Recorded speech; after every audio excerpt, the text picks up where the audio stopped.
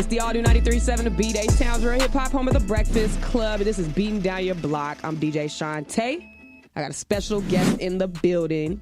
What's up, Meshah Hawkins? What's going on, Shante? How you doing? How you feeling? I'm feeling great today. Today's a beautiful day, Sunday. Actually, it's ugly outside. It's pretty cloudy, but, you know, it's a beautiful day in the studio because you're here. So what you got going on? Thank you. I'm so excited right now because I'm on my way to the Grammys. Yes, ma'am. Let's talk about that. Oh, what an amazing feeling. Woo! I cannot believe it. For me to be sitting here, you know, Hawk has been gone. If people that don't know me, I'm going to just go ahead and introduce myself. I am the widow of the legend, John Hawkins, a.k.a. Big Hawk. And some of his works were sampled on the #1 song, Sicko Mode, Travis Scott, Astroworld paying tribute. Mm-hmm. And the song is nominated for a Grammy. Yes. So Hawk is nominated for a Grammy as well. Yes, he is. So I'm He is a star of that song. I don't care what nobody say. That's awesome. Thank you, Shante. No, of course. Don't thank me. So with that happening, I know so much other things have transpired for you. Like, tell us everything. What is all going on with the brand, with the music, with his legacy? Like, just whatever you have going on. What is going on? Okay. All right. Well, when I started out, of course, 2006 is when Hawk was taken from this earth. And so at that time, everything fell in my lap. The label, his career, his unfinished works, you know, all kind of things fell into my lap. And so I had to just kind of get into gear and see what I was going to do with his music. I didn't want it to just sit there and not come out. You know, I didn't want the label to go down the tubes. Everything he had worked for, I didn't want it to just go to waste. Right. So I had to come to a decision. Am I going to do music? Am I going to run this label? You know, and so I did. I had to step in. I had to run the label. I just got out there and I had to do what I had to do. I released the album after he passed. I want to release another one. I still have enough material for another one. And I've been trying to build momentum for that when this opportunity came along for the sample placement for Travis Scott. So I'm just blessed because I was at a point to where I was about ready to turn it over to my son and just kind of, you know, transition. Right. Out of the music business. So, because the whole reason I started it, really just taking it over, was for my children to have something, you know, to come through, and also to protect Hawk's property and intellectual rights. You know, when you pass, people come in, they take your music, they want to claim it, they want to get paid off of it, the name, the brand, everything. So it was a lot. You know, and I just tried to do the best I could. You know, I would have never dreamed that I would have a #1 song here under my belt, but I'm just really grateful. So how did that how did that happen, that whole connection with Travis Scott? Did he had to come to you personally and ask for permission, or how did that work? Well, my cousin, Hawk's cousin, formed a relationship with him, actually in the strip club. You know, of course. Hey, everybody be in the strip club. I've never been to a strip club. But What? I'm so grateful. Probably after party once. You know, but it's just not thing, right? That's not my thing. Got you. I'm just grateful that my cousin was out there still working the streets, still, you know, keeping his cousin's name alive also. He formed a relationship with Travis Scott, and then Hawk had formed so many relationships. I like to say it was just a community effort. It was me keeping his name alive. It was his cousin meeting the people out. There was still, you know, out in the strip clubs. They're out here still doing music and still recording music that are still on. And then my business partner as well, Jay Ellis, he has business connections as well. So I think that between all of us put together, and also Hawk got out here. He planted seeds. He had a good reputation. You know, he did things for people. And I think a lot of people still remembered that and honored that. And so Jay Ellis went up to L.A. and we got with Mike Dean. And the rest is history. Mike Dean. Whew, Mike Dean. That is a talented the dude. legendary Mike Dean. Yes. Love that man. So that's how that connection happened. And then here we are today. Yeah. With Grammy nominations. That's and you're right. going out there Saturday to represent SUC. That's right. I know you're excited about that. Oh, my God. I'm very excited. I'm shaking right now in this chair just thinking about it. Girl, just imagine when you get on that plane to fly out there. Whew. And you say you're from the Bay. Yes. So you're going back to your home state. Back to Cali. That's right. And so when did you decide to move to Houston? I've been here all my life. Mm-hmm. My mom's from here. My dad's from there. So I was one of those kids that spent my summers with my dad and spent the school year with my mom. Gotcha. I know how that is. Same here. Back and forth from Texas to Atlanta. Back and forth. Yeah, you know how that is. Yeah. Rip your heart out. It does. But I ain't gonna lie, I made a lot of friends. So, you know, that back and forth stuff. But so let's see. You got a documentary that's gonna come out, or is that what I'm reading? Yes, I am pushing. I'm still pushing for justice for Hawk. You know, May 1st, 2006 was the day that didn't end for me. Mm-hmm. That was the day I lost him. And every day I relive that day. You know, I look at my kids growing up. I see him and them. There's not a day that doesn't go by that I don't think about Hawk. I don't think about the murder, how it's affected us and our family. We just lost his sister this year. Oh, no. Rest in peace. She just up and died. And, you know, Pat also was his brother, Fat Pat, R.I.P. He passed away. R.I.P. Fat Pat. So, I mean, it's just like, this is something today's actually the day he died, right? It is. Oh, my God. 21 years. Yeah. We love you, Pat. We love you so much. February 3rd. Yep. Wow. And I'm here today. But so much has happened to our family, and we are just really trying to still get justice for Hawk. And it's difficult, you know, it's difficult walking around every day just thinking that the murder is still out there, not really knowing where it stemmed from and what happened. Right. I think that's the worst part. It's just like you don't even know why. Like, he was such a loved person. Like, why would anybody want to do that? Right. It's very hard to make sense out of. So, it's, you know, it's been complicated to go on these past years. Very, very difficult. I struggle with a lot of things. I like that.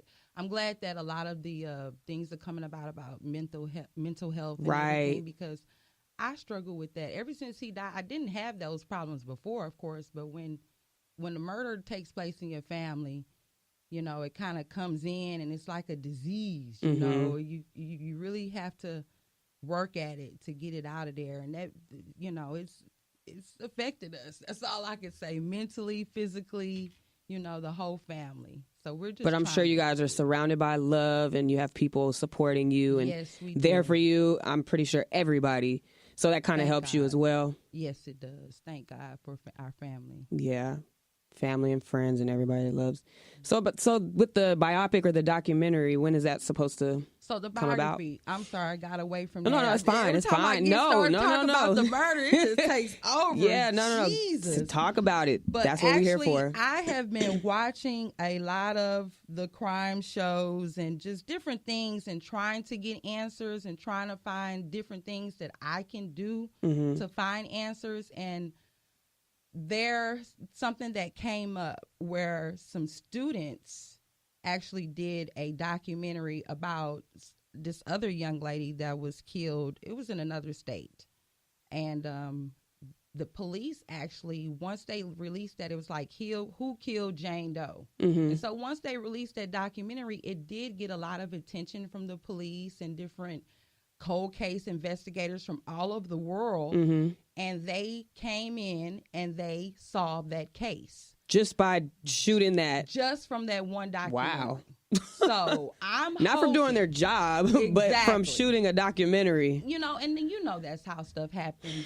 Just like I'm here doing media about the story. If you don't do media, if you don't get out there and talk about what's going on, then nobody's going to care. That's true. So by doing this documentary, hopefully we can get some people revved up, you know, get the right people's attention. Hey, Oprah, somebody. Somebody needs a... Can we get some attention on this case? Yeah. So I'm really praying and hoping for the best. John Walsh, America's Most Wanted. Somebody, Let's right? go. Come on. Look, come out of retirement and come help us. Oh, yes, No, ma'am. seriously. I'm so serious about this. Okay. Well, we're going to pray that happens. It needs to happen, actually. We need to make that happen. We need to put that work in. They need to figure it out. I'm tired of we both tired of just not knowing. Let's see. So, okay, community stuff you have going on. Okay. So I see you have a Reading Achievement Award. You have something called Dream, the Ambassador's Dream. Mm-hmm. What is that? Talk to us about that. Well, the Ambassador's Dream, Jay Ellis could talk to you more about it because he those are his ideas. Spearheaded it together. Okay. But my former profession was a teacher. Mm-hmm. And so I've been a school teacher for 7 years. And so then when I transitioned to the music business, I wanted to try to bridge them both. And me and Hawk had a lot of plans to do that as well. He wanted to take his platform in being a rapper to go into the schools and to help motivate the kids, especially in the community, talk to them about different things. So my thing is reading. I've been out there. I've been in the community. You know, kids don't like to read. Adults don't like to read. They really don't. Reading is really kind of at an all-time low right now. Mm-hmm. You know, we need somebody to really come in and crank up reading. Mm-hmm. And so I thought if we could get some of our entertainers to read to kids or to promote reading, then it'll speak to them. Every time I brought up a rapper when I was teaching, mm-hmm. or if I used like some hip-hop or something in my learning, it worked. You know what? That's funny that you say that, because I actually have a friend in Houston that started a thing called Reading with a Rapper. Oh, okay. And they go to different schools and they bring a rapper to read to the kids. So, like, It's funny that you're saying we need that, and it's happening. So if that's something awesome. you would like to get involved with, like, that would be awesome. I could definitely see that collaboration for sure. That would be great. But no, you're right, though. It's like reading is non-existent. It's like everybody's on their phone and they watch stuff these days. It's just not... You don't have to read it. You can either listen to it. Yep. And yeah, I definitely understand that. Internet, you know, it's a shortcut. For sure. So what's this Cobalt deal? What is that? Cobalt is a publishing company that has offered us a publishing administration deal. Oh, congratulations. I'm supposed to talk about this on the air. Look, I don't like talking about this type of stuff on the air. This is what he sent me, so. You know, but it's all good because I'm super excited. How many people do you know? I mean, 12 years. My husband has been gone, okay? I'm sitting here with a #1 song, getting ready to go to the Grammys, and talking about a Cobalt publishing deal, and my husband's been gone 12 years. I mean, blessings on blessings. Really, I can't say how grateful I am. You know, I just keep saying that over and over because that's just the feeling that I'm connected with at this time. But yes, Cobalt has offered us a huge publishing administration deal, and on Hawk's catalog and the publishing for Sicko Mode as well.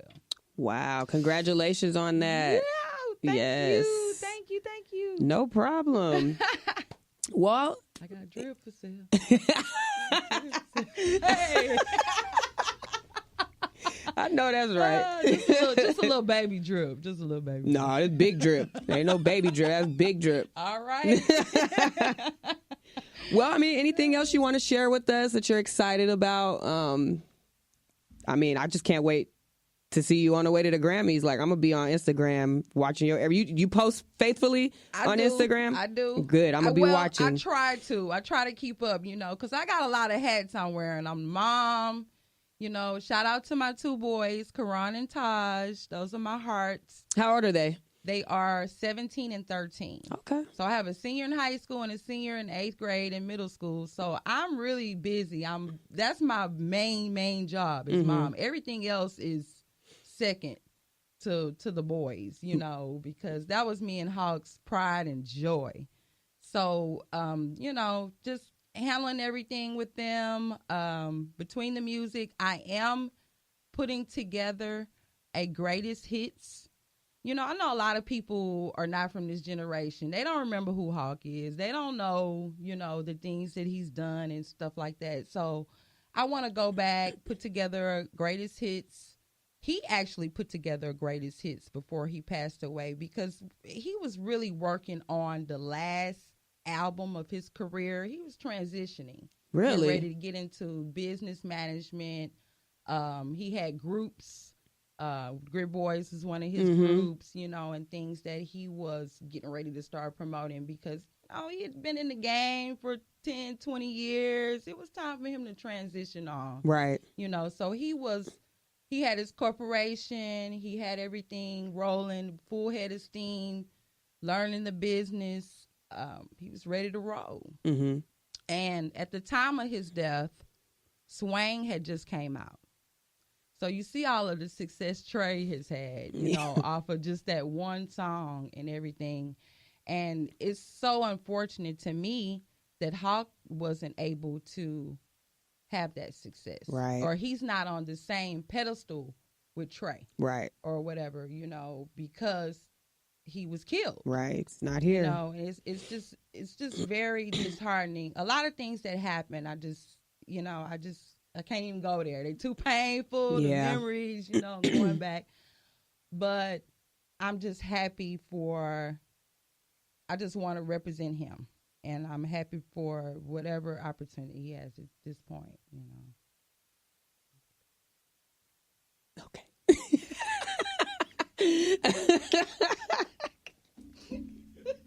No worries.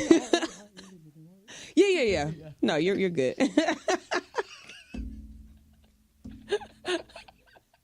I mean, it's real though. I mean, but no, I got you. No, you know, it's a fight. I feel like I've been in a fight, you know, and not only just for his career, but to solve his murder. Yeah. You know, and just raising his kids, everything. It's just. You're very strong though. Planned out my life to be like this. Right. All, you know, really didn't. You are doing what you can, doing a great job, and you're representing him well. Like, that's man.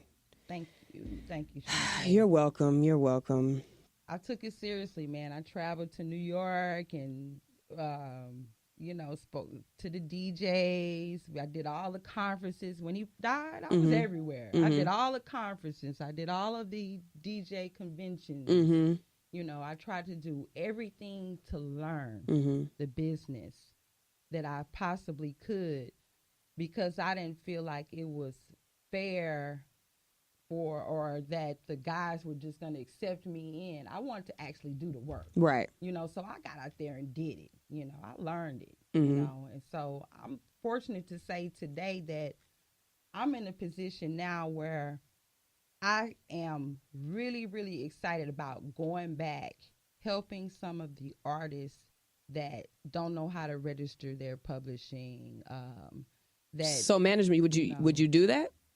I would get into management. I would. So, you've been to right the wrongs. Right. I gotta right the wrongs. Yeah. You know? I just see too many of our youngsters. You know, I know what's gonna happen to them before it even happens. Right. You know, so if I could stop that in some type of way, I would love to do that. That would be dope. Yeah, and I got a lot of ties. You know, my little niece.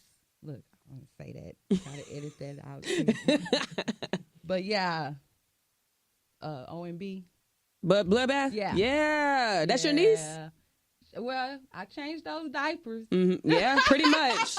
I changed those diapers when she was a baby. So are you assisting her and helping her out? I mean, she's doing a great job what she's doing, but I'm not at this time. I'm just sitting. You worried about doing what you? You know, I'm watching though. I am watching everybody, and I've kind of put the word out there a long time ago about her. So. Oh, she got that buzz. She's killing him. Of everything that's going on out here. You know, and my other cousin, Joshua Wingo, he was with Kenny Lou. He got killed last year. Yeah. You know, R.I.P. Really Kenny Lou. But, I mean, you know, I have a lot of ties still to the youngsters. You know, I keep up with everybody. I'm just a real music lover and appreciator.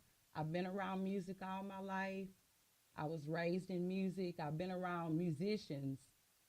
Legends, right? You know, at early, so it's really introduced me to this business. It's had me comfortable with this business and just accepting this role that really helped me accept this role that I'm in, because I was like, okay, well, maybe I am supposed to do this. Yeah, you were pushed, you were forced into it, but then you embraced it, and it became a part of your story. Yeah, it was kind of like God's plan. It was like, gosh, how did this happen like this? I know I grew up in this era, but why did I want to be a teacher? Now I'm doing this. So I just had to embrace it. That's right. That's all. That's right.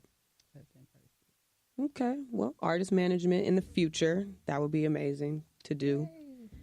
Definitely. All right. Well, follow. How can they follow you on Instagram? You can follow me on Instagram at Meshah Hawkins. Okay, that's just my regular old name. I try to keep it low key, Shante. No, that's fine. You know, I think I'm getting ready to go ahead and just, for this run, go ahead and switch it to Miss Hawk. So, you know, I can do be that. Easily accessible. Represent, you know, yes. Go ahead and change it to Mrs. Hawk. But right now I'm just going by my name, you know. I want everybody to stay up to date with you, going to the Grammys, representing Houston, representing SUC, all of that. So, yeah. Where can they follow you? Tell them one more time. All right. Y'all go to Meshah Hawkins at Instagram, okay? That's MESHAHH at Hawkins. And then Facebook is the same. But I'm telling you, once I leave here, I'm going to change everything to Mrs. Hawk, because I want to get the word out of what's going on. You know, I don't think the things that I'm doing and everything, this is a trail that has never been blazed. Right. And, you know, I don't even know what I'm doing half the time, you know. I'm just doing it. You're just riding yeah, it. I'm just riding going it. with it. But I do know that I got to step my game up. I got to be more accessible. I got to do the media. If I want people to know about Hawk and appreciate Hawk and know who he is, I know I got to step my game up and do the media and everything I need to do. Right. So Meshah Hawkins, but after today, it'll be Mrs. Hawk. So just go follow Mrs. Hawk. Ghetto Dreams Entertainment is the label. I'm still running the label. I don't have any new artists that I've signed, but I'm still running the label. And hopefully I can look into that, signing some new artists and doing some management and helping some people that need help around here. Holla at me. That's right. Y'all heard it, people. Check her out. Follow her. Keep the legacy alive. Thank you so much for coming through, blessing me with the presence, beating down your block 937 to be. We really appreciate you. Good luck to you. If you ever need anything, any way I can help you, please do not hesitate to reach out. I am here. You're very welcome. All right, y'all. Until next time.